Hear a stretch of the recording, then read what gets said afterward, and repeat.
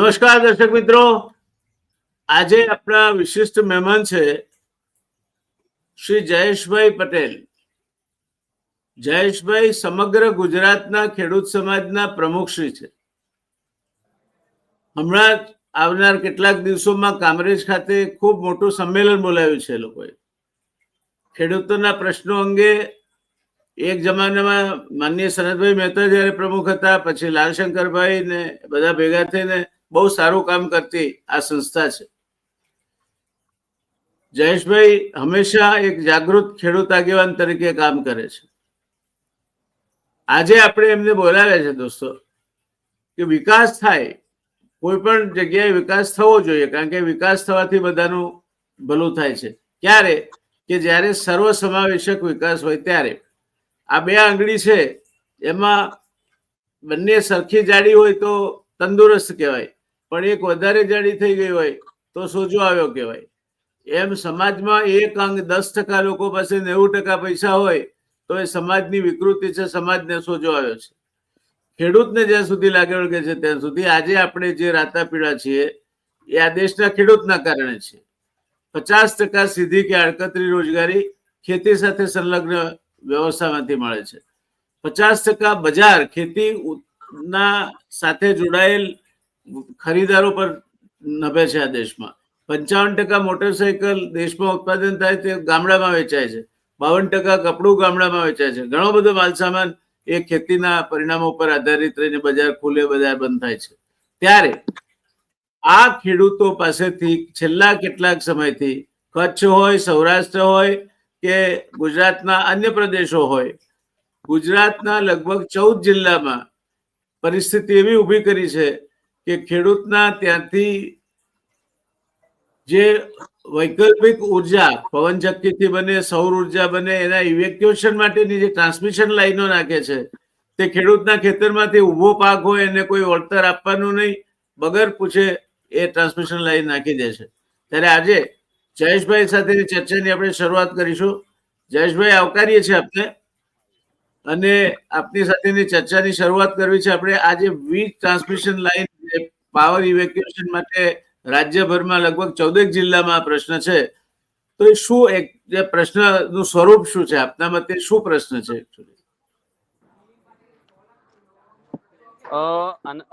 જયનારાયણભાઈ, એવું છે, અદાણી ગ્રીન એનર્જીના નામે 29 ગીગાવોટ પાવર જનરેશન ખાવડાની અંદર કરે છે અને એના ડિસ્ટ્રીબ્યુશન માટે નવસારીમાં એક વેસ્ટર્ન ગ્રીડમાં પાવર નાખવા માટે નવસારીમાં એક ગ્રીડ બાંધવામાં આવી રહ્યું છે.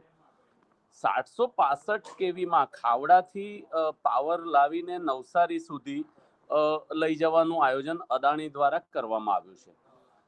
એટલે કચ્છથી લઈને દક્ષિણ ગુજરાતના નવસારી જિલ્લા સુધીના 14 જિલ્લાઓમાંથી આ ટાવર લાઈનો પસાર થાય છે, જેને લઈને એ ટાવરનો જે બેઝ છે એ 22 મીટરનો બેઝ છે. એનો પાયો જે છે એ 22 મીટરનો છે અને 765 કેવીનો ટાવર છે, એટલે 67 મીટરની બિલ્ડિંગ કંટ્રોલ લાઈન લાગે.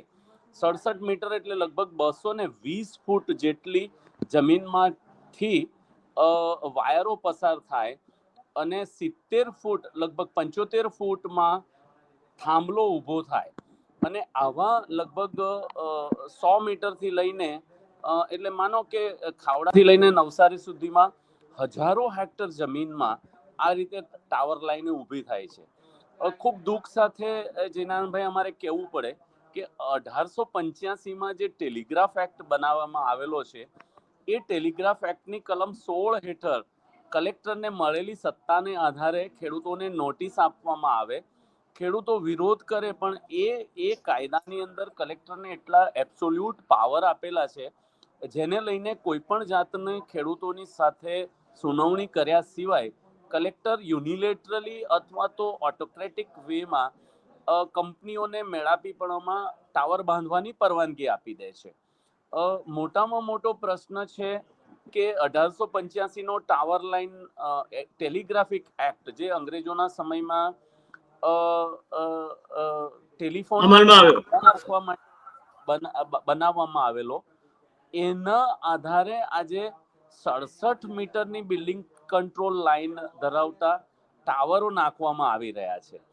એટલે એટલું મોટું ખેડૂતોને નુકસાન જાય છે ને એના પ્રમાણમાં જે વળતર મળે છે એ ખૂબ ઓછું છે. ને લગભગ અમે 1.5 વર્ષથી આ ઉપર ગુજરાતનો ખેડૂત આંદોલિત થયેલો છે અને 14 જિલ્લામાં આનું આંદોલન ચલાવી રહ્યો છે. એટલે આંદોલન જ્યારે ચાલે અને સરકાર, કેન્દ્ર સરકાર અને રાજ્ય સરકાર એટલો સબ્જેક્ટિવલી કામ કરે છે કે મુદ્દો ઉપસ્થિત થાય, અમે કાયદો બદલવાની અથવા તો કાયદો 1885 નો કાયદો નાબૂદ થવો જોઈએ અને ઇલેક્ટ્રિસિટી એક્ટ 2003 નો પણ ઉલ્લેખ કરે છે, કલમ 68 અને કલમ 164 નો. એ પણ જે ટાવર બાંધવા માટે છે જયરાણભાઈ, એ એપ્રોપ્રિએટ કલમો નથી. એ જે 2003 નો કાયદો, જે ઇલેક્ટ્રિસિટી એક્ટ બનાવવામાં આવ્યો છે, એ જ્યારે પાવર સેક્ટરનું પ્રાઇવેટાઇઝેશન થયું ને પ્રાઇવેટ કંપનીઓને પાવર જનરેશન અને ટ્રાન્સમિશન માટે મંજૂરી આપવામાં આવી, એ અંગેનો બનાવેલો કાયદો છે. 1885 નો જે કાયદો છે એ ટેલિગ્રાફની અને ટેલિફોનની લાઈન નાખવા માટે બનાવેલો કાયદો છે. પર્ટિક્યુલરલી પાવર ટ્રાન્સમિશન લાઈન નાખવા માટે આપણા દેશમાં કોઈ કાયદો અસ્તિત્વમાં નથી. એટલે અમે વખતો વખત સરકારને આ રજૂઆત કરીએ છીએ કે તમે એવો કાયદો બનાવો જે જમીન સંપાદન કાયદાને અનુરૂપ કાયદો હોય અને ટાવર લાઈન ઊભી થાય તો ખેડૂતોને યોગ્ય વળતર મળી શકે. કારણ કે જમીનનું ખૂબ ડિવેલ્યુએશન થઈ જાય છે. ખેતરની અંદરથી ટાવર લાઈન જતી હોય ત્યારે ખૂબ જબરજસ્ત ડિવેલ્યુએશન થઈ જાય અને ખેડૂતને ખેતી કરવા માટે પણ તકલીફો ઊભી થાય. 765 કેવી લાઈનની નીચે હંમેશા ત્યાં એવો અવાજ આવતો હોય, તીણો અવાજ, કે ખેડૂતોને તકલીફ ઘણી મોટી થાય અને ઉત્પાદન પર પણ અસર પડે. અને ખાસ કરીને જે ઉપજાઉ જમીનમાંથી થાંભલો જાય એટલે વર્ષો વર્ષ એ તો બંધાતો હોય, એને કારણે ઉત્પાદન પર પણ એની અસર થાય છે. અને કમ્પેન્સેશનના નામે 2 લાખ, 5 લાખ રૂપિયા, 10 લાખ રૂપિયા, અમે દક્ષિણ ગુજરાતમાં ખેડૂતો સંગઠિત થઈને લડે છે.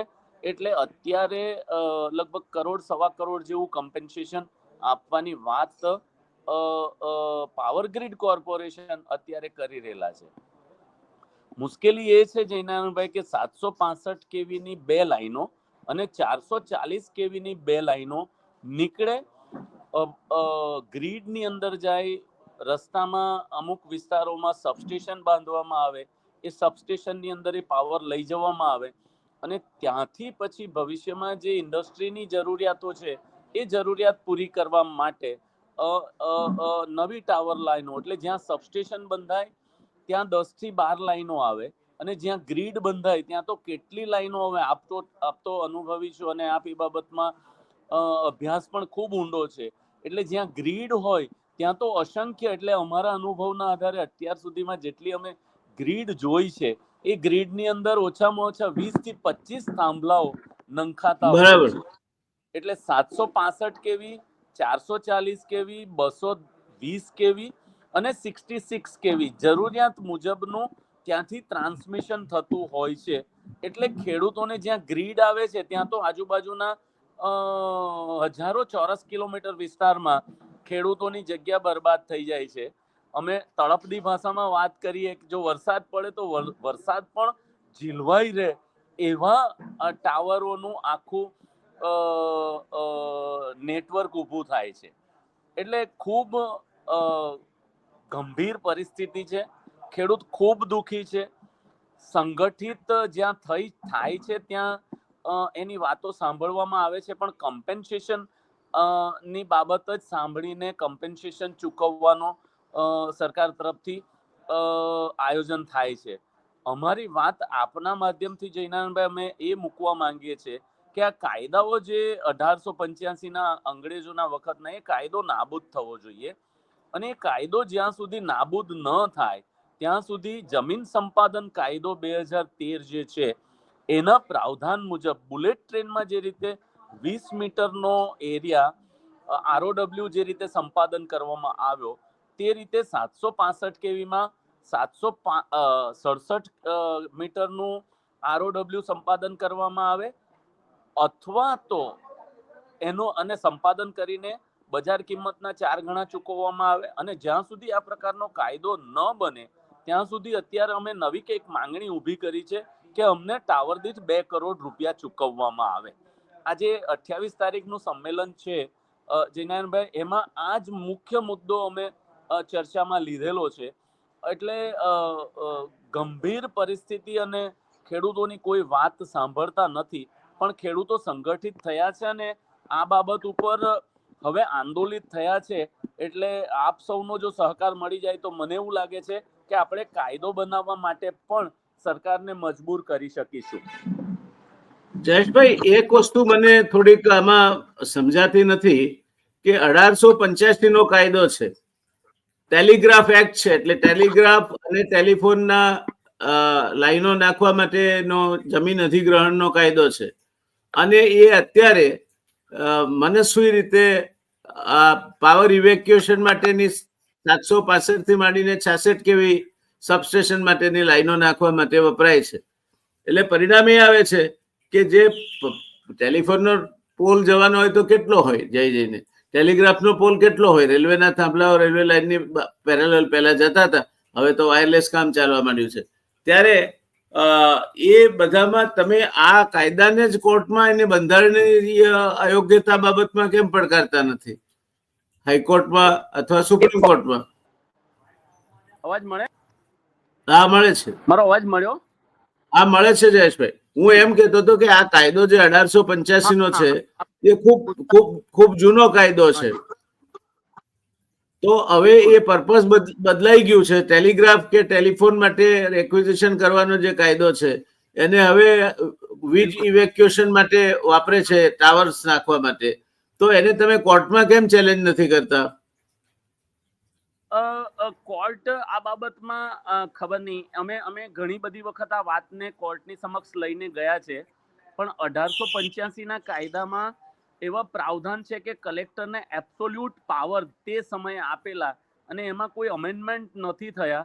એને લઈને કોર્ટ આપણી વાતો સાંભળતી નથી. પણ વખતો વખત અને જ્યાં જ્યાં આંદોલનો થયા ત્યાં સરકારે આ વાત, અને 2013 ના કાયદામાં પણ આ પ્રાવધાન હતા કે 1/1/2014 જ્યારે ઇમ્પ્લિમેન્ટેશન થશે પછીના 1 વર્ષમાં આ બધા કાયદાઓ નલ એન્ડ વોઇડ થઈ જશે. એને એકોર્ડિંગલી 24 ઓક્ટોબર 2023 ના દિવસે આ જે ટેલિગ્રાફ એક્ટ છે એ રિપીલ્ડ થઈ ગયો છે. It is repealed by the telecommunication act 2023. પણ સમહાવ સરકાર એ બાબતના જે ગેઝેટ નોટિફિકેશન કરવા જોઈએ એ કરતી નથી. એટલે ઇનફેક્ટ આ કાયદો રદ થયેલો છે, પણ જિલ્લા કલેક્ટરો અભ્યાસ કર્યા સિવાય એ જ કાયદાને અનુરૂપ અત્યારે જે અપ્રસ્તુત છે, હાલના સમયમાં કાયદો બિલકુલ અપ્રસ્તુત છે, એને કલેક્ટરો જબરજસ્તી અને પોલીસ પ્રોટેક્શન આપી દે છે, અને જબરજસ્તી ખેડૂતો ઉપર જુલમ ગુજારીને ટાવરો ઊભા કરવાના પ્રયત્ન, જ્યાં ખેડૂતો સંગઠિત નથી ત્યાં જબરજસ્તી ટાવરો ઊભા કરવાના પ્રયત્ન કરે છે. પણ જો જયેશભાઈ, જો આ કાયદો 2023માં રદ થયો હોય, આપે કહ્યું તેમ ટેલિગ્રાફિક act 1885 is repealed and replaced by new act of 2023. હવે એ જસ્ટ રિલાઇંગ અપોન ધ ટેકનિકાલિટી કે ગેઝેટમાં નોટિફિકેશન નથી આવતું, સરકાર નોટિફિકેશન બહાર ના પાડે તો એને કેમ કોર્ટમાં ન લઈ જઈ શકાય? એટલે સરકારનો ઈરાદો જયનારાયણભાઈ સારો નથી, કારણ કે આ અદાણીની લાઈન છે, અને યેનકેન પ્રકારે એ કાયદાનો મિસઇન્ટરપ્રિટેશન કરીને, મિસયુઝ કરીને રિપીલ કાયદો, એને તો આપ તો સરકારમાં રહ્યા છો એટલે રિપીલ થયો હોય એટલે એના સર્ટેન પીરિયડની અંદર એના નોટિફિકેશન કરવા જરૂરી છે. 2023 ના ટેલિકોમ્યુનિકેશન એક્ટના નોટિફિકેશન થયા છે, પણ આ કાયદામાં અમુક કલમો રિપીલ થઈ છે એવા સર્ક્યુલર બહાર કરીને ઇન ટોટો, જ્યારે કાયદો ઇન ટોટો રિપીલ થયો છે, પણ એ પ્રકારના ગેઝેટ નોટિફિકેશન સરકાર, કારણ કે બધી પ્રાઇવેટ કંપનીઓ આ ટાવર લાઈન નાખે છે અને લગભગ બધું પ્રાઇવેટાઇઝેશન કરી દીધું છે, ત્યારે આ ખાનગી કંપનીઓને આપ તો ખૂબ ઊંડા અભ્યાસુ છો, અને ખાનગીકરણ પછી જે સરકારો બધી ખાનગી કંપનીઓને જે રીતે લાભ કરાવવા માટે કટિબદ્ધ બની છે, એનો આ જીવતો જાગતો જયનારાયણભાઈ નમૂનો છે. ને પછી what is the way out? આમાંથી રસ્તો શું કાઢવા માંગો છો આપ? અમે આને માટે લોક આંદોલન સિવાય અમને તો બીજો કોઈ ઉપાય દેખાતો નથી. અને લોક આંદોલન અમે છેલ્લા 1.5 વર્ષથી શરૂ કરેલું છે. અને અત્યારે હવે લોકોને જ્યારે ટાવરો ઊભા થવા માંડ્યા, અત્યારે એક જ લાઈન 765 કેવીની ખાવડાથી એક લાઈન નવસારી સુધી નાખવા માટે અત્યારે એ લોકો પ્રયત્ન કરે છે અને ખેડૂતોને નોટિસ આપે છે. એટલે 765 કેવીનો થાંભલો ઊભો થયો એટલે ખેડૂતને થયું કે આ તો ખૂબ મોટું નુકસાન જવાનું. એટલે બધા જિલ્લાઓમાં ખેડૂત આંદોલિત થયો છે. અને હવે લોક આંદોલન અમે એ લોક આંદોલન તરફ એને લઈ જઈને સરકારને મજબૂર કરવા માંગીએ છીએ કે કાયદાઓમાં એવા પરિવર્તન કરવામાં આવે અથવા તો એવા કાયદા બનાવવામાં આવે કે જે કોર્પોરેટ તરફી ના હોય પણ ખેડૂત તરફી હોય, જે રીતે 2013 જમીન સંપાદન કાયદો બનેલો છે. તમને લાગે છે એમાં સફળ થશો તમે? આપ સૌનો સહકાર હશે તો ઉમ્મીદ તો છે, કારણ કે ખેડૂત હવે આંદોલિત થયો છે અને ખેડૂત ખૂબ મોટી તકલીફમાં છે. એટલે જ્યારે એના અસ્તિત્વનો સવાલ આવીને ઉભો રહે છે ત્યારે ખેડૂત આંદોલિત થયો છે અને આ દેશમાં ક્રાંતિ લાવી શક્યો છે. એટલે 28 તારીખનું સંમેલન મને એવું લાગે છે કે બારડોલી વિસ્તારમાં જ છે. એટલે જે આઝાદીની ક્રાંતિ સરદાર સાહેબની યાદ અપાવે તે જગ્યાએ વિરુદ્ધ પણ અમારા વિસ્તારમાંથી મળ્યું હોય જયનારાયણભાઈ, ત્યારે અમને ખૂબ ઉમ્મીદ છે કે આ વિસ્તારમાંથી આ ચિનગારી સળગે છે અને એની આગ સમગ્ર દેશની અંદર પ્રસરે એટલો હું તો આશાવાદી છું. જી નહીં, એક કમનસીબી છે દર્શક મિત્રો કે લોકશાહી વ્યવસ્થામાં ખેડૂત જે જગતનો તાત કહેવાય, આપણે જો 5 કરોડ ટનમાંથી 400 કરોડ ટન વધતા અનાજના ઉત્પાદન પર ન પહોંચ્યા હોત તો આપણે દુનિયા સામે ભીખનું ચાટલું લઈને ફરતા હોત. અત્યારે રેશનિંગની દુકાનો ધમધોકાર ચાલતી હોત. ઓસ્ટ્રેલિયાની જોવી પણ ન ગમે એવી માઇલો જુવાર આપણા ત્યાં આવતી હોત. અમેરિકાના PL 480ના ઘઉં આવતા હતા એવા ઘઉં આવતા હોત.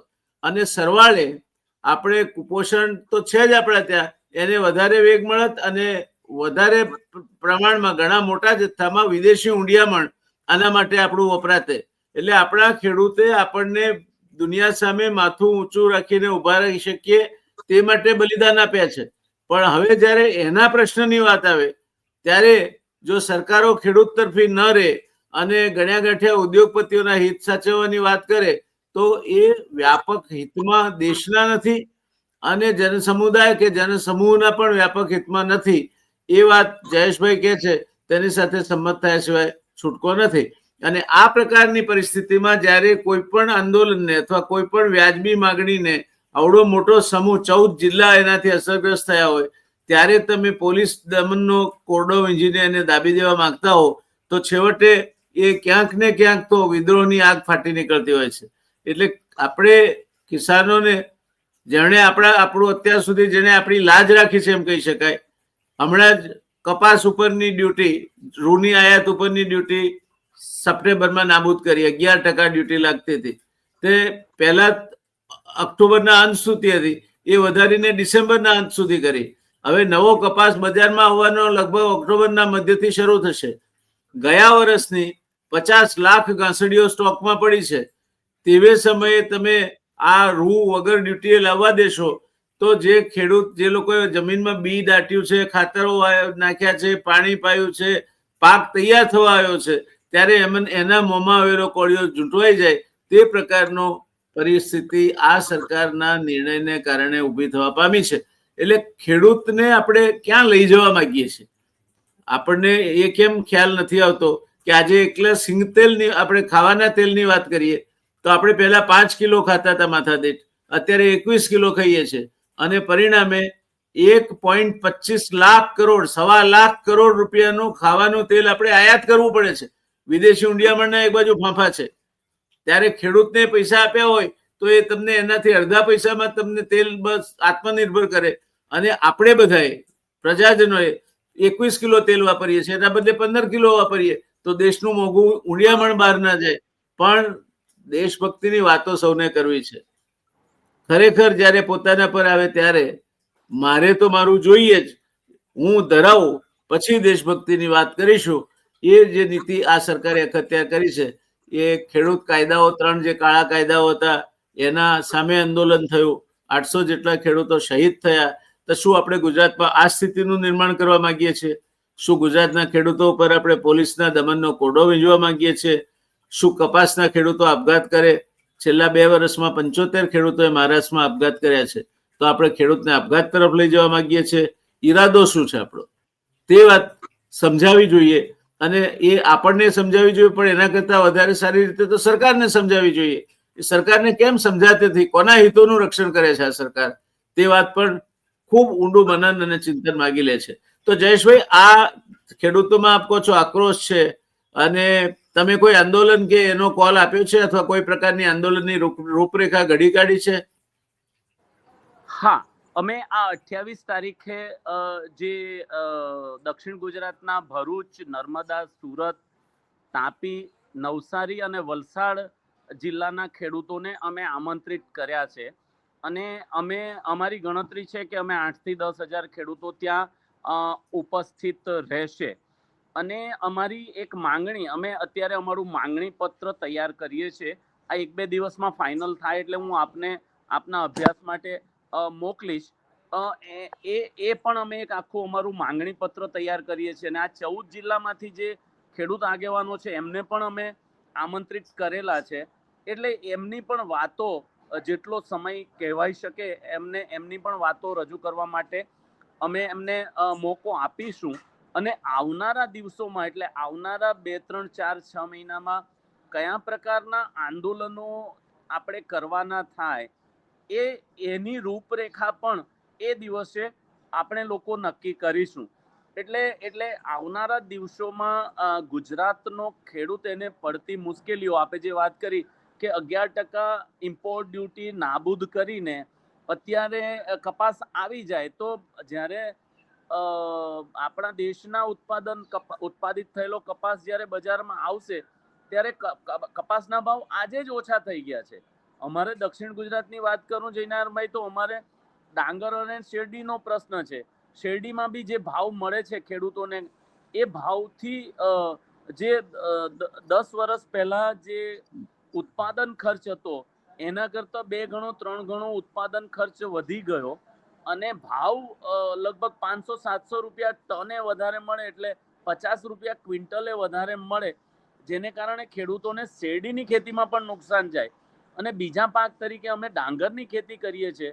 ડાંગરની ઉપર એક્સપોર્ટ ડ્યુટી, એટલે પેલું જાડું ડાંગર બનાવે એ થર્ડ વર્લ્ડ કન્ટ્રીઝમાં એક્સપોર્ટ થાય, પણ સરકારનું એવું લોજિક લગાવે કે ડોમેસ્ટિક યુઝરને, એટલે દેશમાં જાડા ચોખા ખાનાર વર્ગને ચોખ્ખો મોંઘો નહીં પડે એટલા માટે એક્સપોર્ટ ડ્યુટી લગાવે. અને ખેડૂતોને ગયા ખરીફ ડાંગરના 500 રૂપિયાથી વધારે 500 રૂપિયા જેટલું 1 મણ ડાંગરનો ભાવ મળ્યો. જયનારાયણભાઈ, આ એક્સપોર્ટ ડ્યુટી ત્યારે ઓછી કરી દીધેલી એમણે. એટલે એક્સપોર્ટ થયેલું અને ખેડૂતને 500ની આજુબાજુના 1 મણના ભાવ મળેલા. અત્યારે ફરી પાછી એક્સપોર્ટ ડ્યુટી લગાવી દીધી. એટલે અત્યારે એવું કેવું છે ખેડૂતોનું અને સહકારી મંડળીના આગેવાનોનું કે 400 રૂપિયા ભાવ મળવો પણ મુશ્કેલ છે. એટલે સરકારની નીતિ ખેડૂત વિરોધી છે. અને એ વાતનો અંદાજ હવે દિવસે દિવસે ખેડૂતને આવવા લાગ્યો છે. એટલે ખેડૂત જાગ્યો છે અને પોતાના અસ્તિત્વની લડાઈ લડવા માટે મને એવું લાગે છે કે મક્કમ થયો છે. અને આવનારા દિવસોમાં ગુજરાત પણ એનું સાક્ષી બનશે એવું મને લાગે છે. જી જયેશભાઈ, આમ જોઈએ તો ખેતી એ ભલે જીડીપી નો 16% આપતી હોય, પણ સીધી કે આડકતરી રોજગારીની વાત કરીએ તો અડધો રોજગારી કૃષિ આધારિત ક્ષેત્રોમાંથી આવે છે. બિલકુલ. બીજું, આપણા ત્યાં જે ઘર આંગણાના ઉત્પાદનો છે એ ગામડામાં વેચાય છે. એટલે 55% મોટરસાયકલ ગામડામાં વેચાય છે, 52% કપડું ગામડામાં વેચાય છે, બિસ્લેરીથી માંડીને આઈસ્ક્રીમ સુધીની અનેક વસ્તુઓ ગામડાઓમાં ખેતી આધારિત ઉત્પાદન જ્યાં છે, આવક છે ત્યાં વેચાય છે. એટલે ખેતી એકમાત્ર આપણને અન્ન સુરક્ષા જ નથી આપતી, ખેતી આપણને બજાર સુરક્ષા પણ આપે છે અને ખેતી આપણને રોજગારી પણ આપે છે. આવા અગત્યના સેક્ટર પ્રત્યે દુર્લક્ષ્ય સેવાનું કારણ એક એ પણ હોઈ શકે કે ખેતીની આગેવાની કરતા જુદા જુદા સંગઠનો, પછી કિસાન સંઘ હોય કે કિસાન કોંગ્રેસ હોય કે ખેડૂત સમાજ હોય, એ એક થઈને ચાલતા નથી અને એમાં સત્તાધારી પક્ષ સાથે જોડાયેલા સંગઠનો હોય તે મોટાભાગે આંદોલન એમને લાગે કે સરકારને ઝૂકવું પડે ત્યારે આંદોલનમાં જોડાય છે, એટલે એમનો જશ ખાટવાનું કામ એમને મળે. આ પ્રકારની પરિસ્થિતિનું નિર્માણ થાય છે. તો તમે જો ખેડૂતોના હિતની વાત કરે છે આ બધી સંસ્થાઓ, ખેડૂત સમાજ છે, કિસાન સંઘ છે, ખેડૂત કોંગ્રેસ છે, બીજા પણ ખેડૂતના સામ્યવાદી સંગઠનો છે, તો સાથે રહીને કેમ કામ નથી કરતા? તમારા માટે ખેડૂત અગત્યનો છે કે તમારો ઝંડો અગત્યનો છે? શું અગત્યનું છે તમારા માટે? નહીં, ભૂતકાળમાં અમે કિસાન સંઘ અને ખેડૂત સમાજ ભેગા થઈને જ આંદોલનો કરતા હતા અને અત્યારે અમારા તરફથી એવો કોઈ અમે છે શરમ રાખતા નથી. એમને આમંત્રિત કરીએ છીએ પણ સરકારના દબાણમાં એ લોકો અમારા આંદોલનમાં જોડાતા નથી અને જોડાય છે તો પછી એમનો જે અભિગમ હોય છે એ સરકારની તરફેણ કરવાનો હોય છે, એને કારણે એ અમારાથી અલગ રહીને કામ કરે છે. અમે એમને બોલાવીએ છીએ પણ અમારી સાથે આવતા નથી, ને આવે છે તો અલગ અભિગમ લઈને આવે છે, એને કારણે ભેગા થઈને કામ નથી કરી શકાતું. બાકી ભૂતકાળમાં ઘણા બધા આંદોલનો કિસાન સંઘ અને ખેડૂત સમાજે સાથે રહીને ગુજરાતમાં કર્યા છે. જો આપ 1992 પહેલાનો ઇતિહાસ, 95 પહેલાનો ઇતિહાસ તમે જુઓ તો જયનારાયણભાઈ એમાં તમામ, અને એમાં લીડ જ ખેડૂત સમાજ ગુજરાત કરતું આવેલું હતું. પણ ભારતીય જનતા પાર્ટીનું શાસન અને ખાસ કરીને 2002 પછીના ભારતીય જનતા પાર્ટીના શાસનને લઈને ભારતીય કિસાન સંઘના આગેવાનોને એનકેન પ્રકારે ચૂપ કરી દેવામાં આવ્યા અને જે છે એ ફક્ત ને ફક્ત પાર્ટી લાઈન ઉપર કામ કરનારા છે. એને લઈને મુદ્દા આધારિત જે લડાઈ છે એમાં એ લોકોનો સહકાર મળતો નથી, એવું મારે ખૂબ દુઃખ સાથે જયનારાયણભાઈ કહેવું પડે. બહુ અત્યંત ખેદજનક બાબત છે, કારણ કે જ્યાં ખેડૂત હિતનો પ્રશ્ન આવે ત્યાં પણ વાડાબંધી હોય, ત્યાં પણ જયચંદો પાકે, ત્યાં પણ દગા ફટકા થાય, ત્યાં પણ સરકારની તરફેણમાં કામ કરીને આંદોલન તોડી નાખવાના પ્રયત્નો થાય. એ ખેડૂત માટે ખૂબ જ દુઃખદ છે. પણ ખેડૂત ભાઈઓને પણ હું કહેવા માંગુ છું કે તમારા સંગઠનો જો તમારા હિતની દરકાર ન કરતા હોય, તમારા સાથે ઊભા ન રહેતા હોય, તમારા હિતની વાત ન કરતા હોય, તો એ તમારા સંગઠનો રહેતા નથી અને જાકારો કેમ નથી આપતા? તમે જ્યાં સુધી કડકાઈ નહીં વર્તો, જ્યાં સુધી પરચો નહીં બતાવો કે ભાઈ જો ખેડૂત હિત की बात करेगा किसान उसके साथ रहेगा, અમારું સૂત્ર છે. હા, તો તમે જયેશભાઈ, તમે લોકો કામ કરો છો પણ ખેડૂતોને કેમ આ સમજણ નથી પડતી? કિસાન સંઘ પાસે એવું શું છે એમને સોનાની લગડીઓ આપી દેવાનો કે એ દરેક જગ્યાએ આંદોલન તોડવામાં ભાગ ભજવે છે? બિલકુલ, મોટા ભાગે એમની ભૂમિકા કાં તો બિલકુલ સુષુપ્ત રહેવાનું, અથવા સરકાર એમ કે હવે આટલું આટલું આપવાના છીએ એટલે પોતે મોરચો ખોલવાનો, પોતે આવેદન પત્ર આપવા જવાનું અને જશ પોતાની જોડીમાં નાખીને ઘર ભેગા થઈ જવાનું. આ કિસાન સંઘની નીતિ રહી છે. તો એને ખેડૂત કેમ, જે ખેડૂત એનો અલ્ટિમેટ લાભાર્થી ખેડૂત છે, તો ખેડૂત કેમ નથી સમજતો? આ તમે કેમ એમાં ઊણા ઉતરો છો?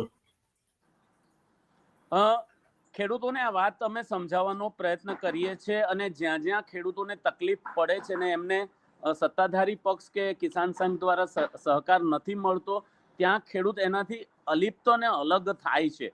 પણ અત્યાર સુધી છેલ્લા 20 વર્ષની જે રાજનીતિ એવી થઈ કે જેને કારણે ખેડૂત થોડો એમનાથી પ્રભાવિત હતો, પણ છેલ્લા 2-3 વર્ષથી ખેડૂત વિરોધી નીતિને લઈને રાસાયણિક ખાતર નથી મળતું, સિંચાઈ માટેના પાણી નથી મળતા, યોગ્ય પુરવઠો બંધની અંદર હોવા છતાં ખેતી માટે, એગ્રીકલ્ચર માટે વીજળી નથી મળતી અને પોષણક્ષમ ભાવો નથી મળતા અને લગભગ જે આંદોલન થયા એમાં પણ સરકાર ખેડૂત વિરોધી અભિગમ અને 700 થી વધારે ખેડૂતોના મૃત્યુ થયા.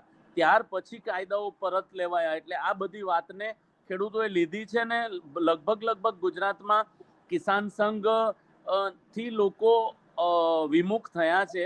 અને અત્યારે આ મુદ્દો વ્યવસ્થિત એક વખત જો ક્લિક કરી જાય તો મારું એવું માનવું છે કે ફરીથી ખેડૂતો બિન રાજકીય સંગઠનો સાથે જોડાઈને પોતાના હક માટે લડતા થશે એવું મારું બહુ સ્પષ્ટપણે જૈનાયરમાં માનવું છે. અને ખેડૂતની વાત જે કોઈ કરે એની સાથે ખેડૂત જોડાય એ દિવસ ખેડૂતના માટે સોનાનો સૂરજ ઉગવાનો હશે. બિલકુલ.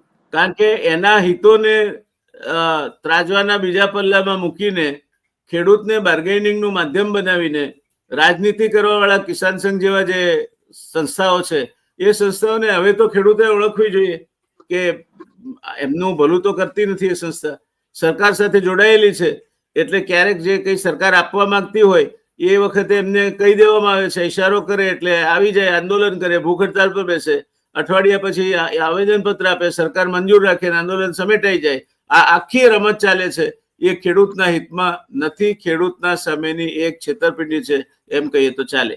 આપે ખાતરની વાત કરી, યુરિયાના ભાવ નથી વધતા પણ એનપીકે ના તો આ વર્ષમાં 2 વખત વધ્યા અત્યાર સુધીમાં.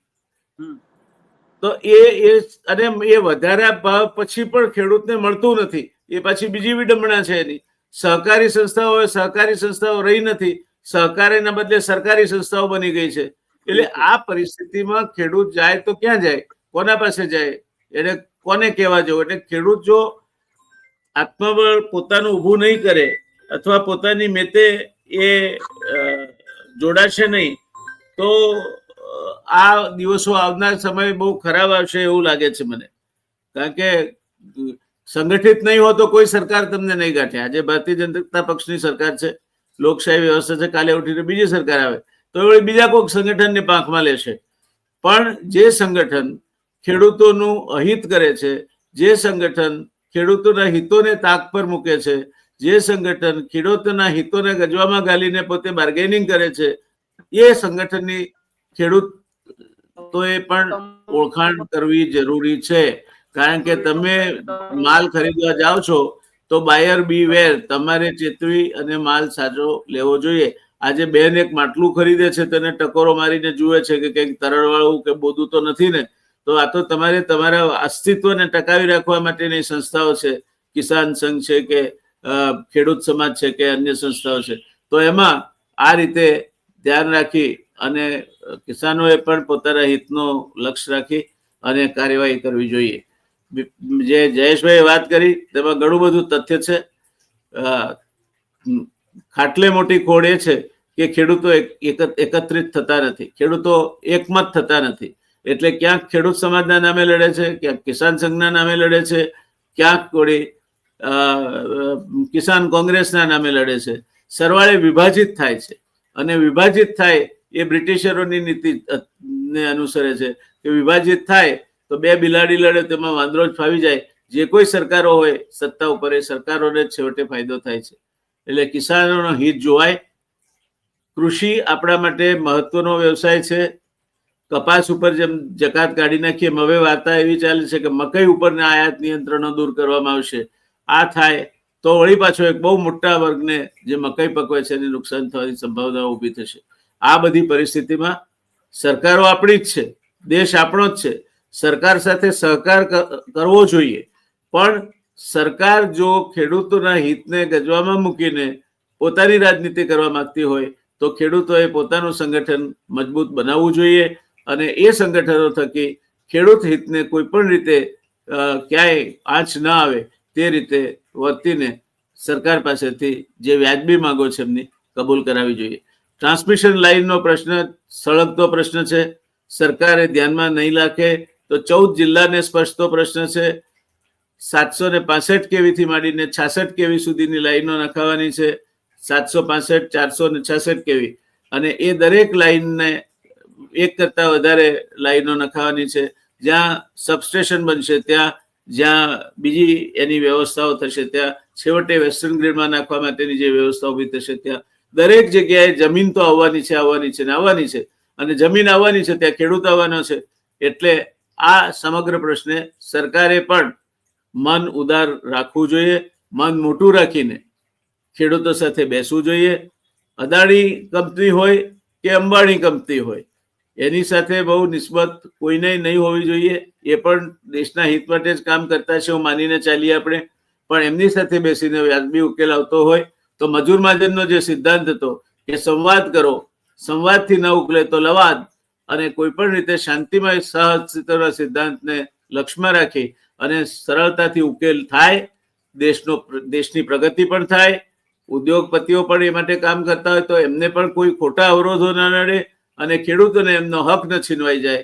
આ બધું ભેગું થઈ અને સર્વાંગીણ દેશના હિતમાં કામ થાય એવી અપેક્ષા સાથે આપણે આજની ચર્ચાને પૂર્ણવિરામ તરફ દોરી જઈએ છીએ.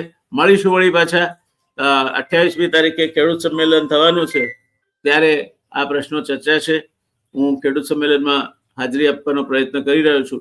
જોઈએ શું ચર્ચા છે. શરદ યાદવ પણ કદાચ આવે એવી શક્યતાઓ છે. ત્યારે આપણે આશા રાખીએ કે ખેડૂત અને સરકાર સંઘર્ષમાં ના આવે. આપણે આશા રાખીએ કે સમાજ અને ખેડૂત સંઘર્ષમાં ના આવે. આ બધા એકબીજાના પૂરક અંગો છે. ખેડૂત છે તો આપણે ઉજળા છીએ, ખેડૂત છે તો પેટનો ખાડો પૂરાય છે. 5 કરોડ ટન અનાજ પેદા કરતા હતા 1951માં, આજે 400 કરોડ ટન કરતા વધારે અનાજ પેદા કરીએ છીએ.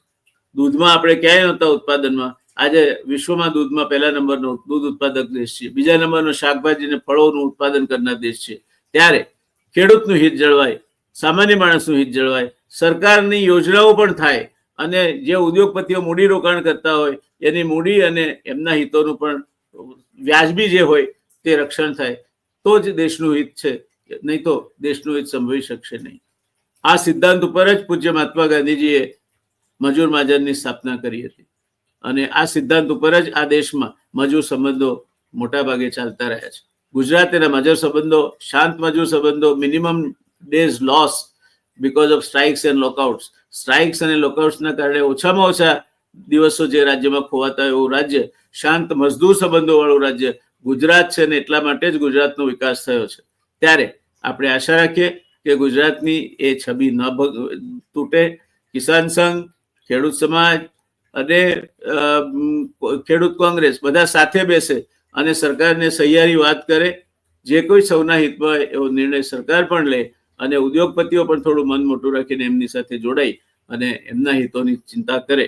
તો મને લાગે છે આ પ્રશ્ન મોટો નથી, પણ જો એ નહીં કરવામાં આવે તો આ પ્રશ્નમાં વિસ્ફોટક શક્તિઓ રહેલી છે. એ વાત સાથે આપણે આજની વાતને વિરામ તરફ દોરી જઈએ છીએ. જય હિન્દ, જય ભારત, જય જય ગરવી ગુજરાત.